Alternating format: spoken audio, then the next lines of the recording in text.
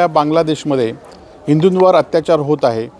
तिथल्या अनेक मंदिरांची तोडफोड गेले 6 महिने सुरू आहे आणि या संदर्भात संपूर्ण हिंदू समाजामध्ये संताप आहे आणि आमचा संताप आम्ही आजच्या आंदोलनाच्या माध्यमातून सरकारपर्यंत पोहोचवलेला आहे।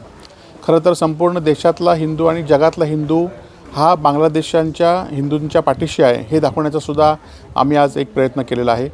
खरं तर शेजारच्या देश असलेल्या बांगलादेशमधल्या माजी राष्ट्रपती आपल्या देशामध्ये आहेत आणि त्याचं संरक्षण आपण करतोय, परंतु त्यांच्या तिथल्या हिंदूंचं संरक्षण आपण करू शकत नाही, ही खेदाची गोष्ट आहे आणि सरकारने यामध्ये लवकरात लवकर हस्तक्षेप करावा।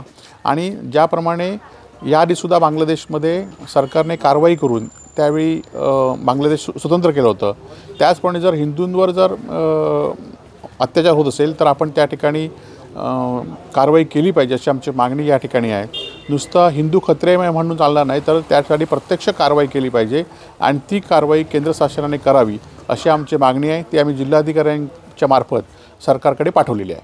नाही, खरं तर आपण बघितलं असाल की केंद्र शासन सगळ्या सरकारमध्ये हस्तक्षेप करत आहे, परंतु गेल्या वेळी दोन्ही सरकारे भाजपची होती, आज पण भाजपचं सरकार आहे आणि असं असताना केंद्र हस्तक्षेप करत नाही, परंतु या ठिकाणी मराठी माणसांवर अत्याचार हा चालूच आहे आणि त्यामुळे केंद्राने खरंच हस्तक्षेप केला पाहिजे आणि तो करत नसताना आज फक्त काही दिखाऊ मंत्री आज त्या राज्यात जाऊन कर्नाटकात जाऊन आपण महाराष्ट्राच्या पाठीशी आहोत असं सांगण्याचा, मराठी माणसाच्या पाठीशी आहोत असं सांगण्याचा प्रयत्न करत आहे, तो पूर्णपणे चुकीचा आहे आणि निश्चितपणे त्यांच्यात जर हिंमत असेल तर आज संपूर्ण देशात आणि महाराष्ट्रामध्ये तुमचं संख्याबळ आहे, असं असताना तुम्ही त्या ठिकाणी हा केंद्रशासित प्रदेश केला पाहिजे किंवा बेळगाव महाराष्ट्रामध्ये आणलं पाहिजे, यासाठी तुम्ही भूमिका घेतली पाहिजे।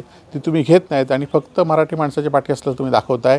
खरं तर अनेक उद्योग गुजरातकडे जात असताना आज तुम्ही फक्त महाराष्ट्रामध्ये दिखावा या ठिकाणी करतायत, तसाच दिखावा कर्नाटकच्या बाबतीत आपण करत आहात असा आमची आरोप आहे आणि मराठी माणसांच्या पाठीशी शिवसेना पहिल्यापासून होती।